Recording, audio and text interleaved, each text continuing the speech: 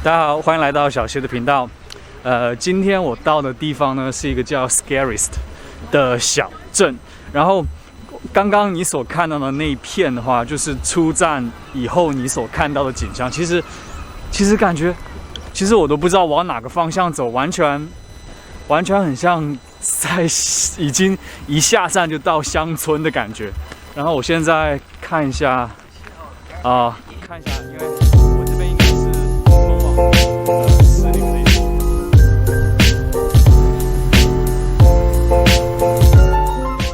这一片草坪撒了药，大家来了不要乱在上面野餐。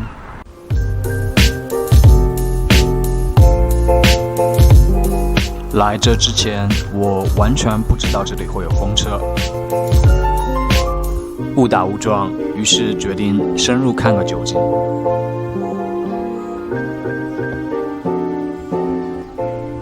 最早在1496年 ，Scaryst 建立了码头。1784年，小镇的渔业达到了巅峰。当时，男人出海打鱼，女人在家用亚麻籽油浸润白棉布，再涂上沥青，帮忙制作防水衣。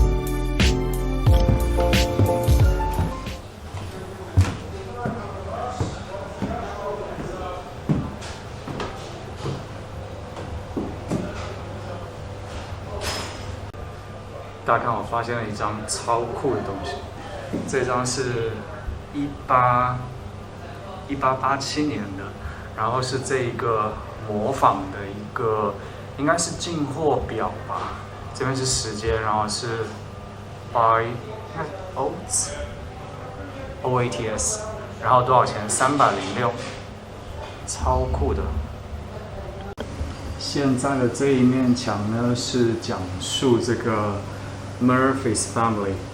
当时 Murphy 这一家是在1850年的时候接管了这个磨坊，然后这边是他的一大家和10个小孩，超酷的。这一张照片呢是当时的，当时这边有一个 bakery， 应该是 Jenkinson's Bakery。然后当时是1975年他们的员工照。然后其实这个地方的话，他说在1940年的时候，它也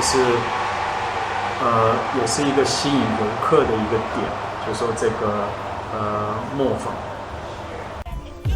整个建筑群由一个水磨坊、一个5片叶的风车和一个4片叶的风车，还有一些相关的磨坊作业池等组成。磨坊的历史可以追溯到16世纪，后来在1840年，这里也建立起了一座面包工厂。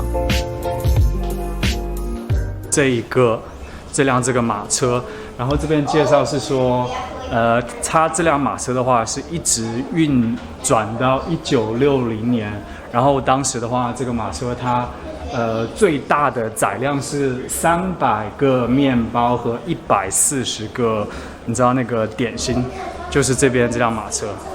然后它这边保存在现在这家咖啡店里面。不出你的意料，这个磨坊还是关门了。但是我发现，我来这边这么久，也不知道这边有一个磨坊，而且好像还规模还挺大的。如果你现在在爱尔兰，然后没有机会去荷兰看风车的话，你可以来这边看一下磨坊。这边也有风车，也有磨坊。然后等它开门的时候过来看，我觉得还是一个不错的体验。然后我现在在它这后院有一个小院子，喝一下咖啡，休息一下，然后等一下去沙滩。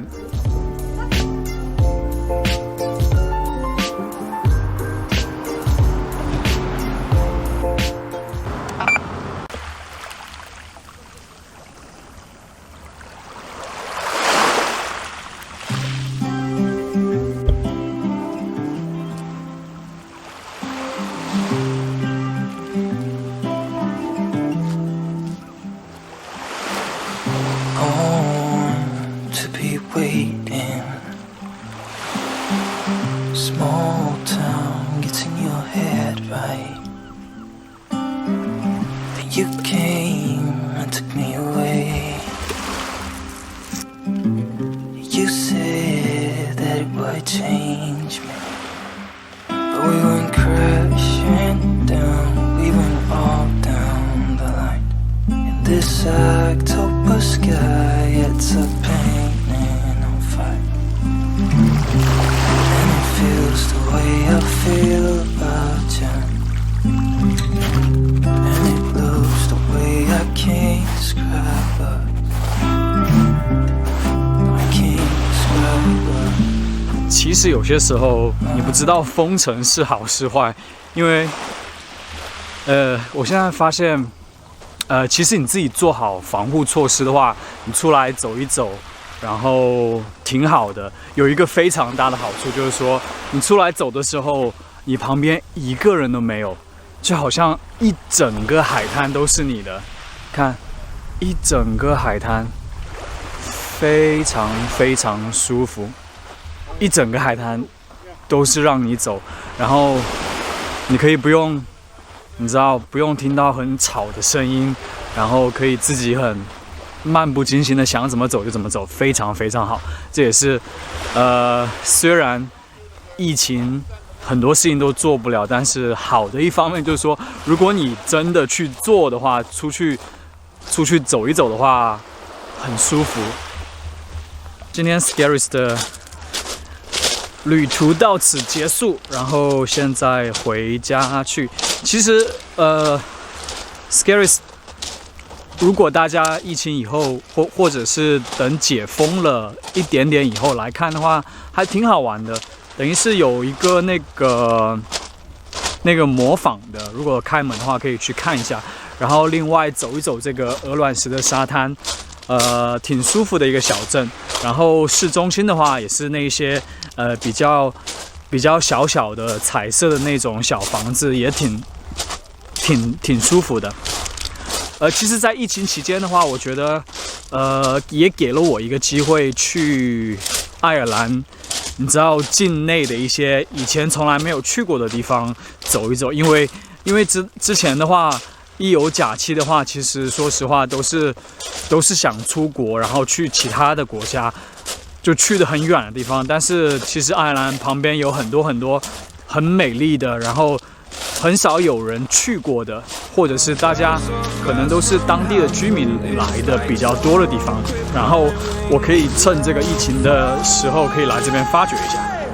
好了，希望你们11假期过得愉快，然后下次的旅途再见咯，拜拜。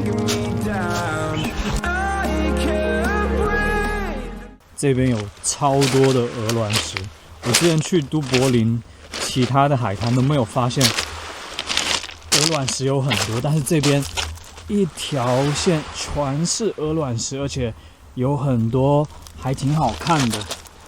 如果大家想收集鹅卵石的话，来这边绝对是一个非常正确的选择，很多很好看的，全部都是。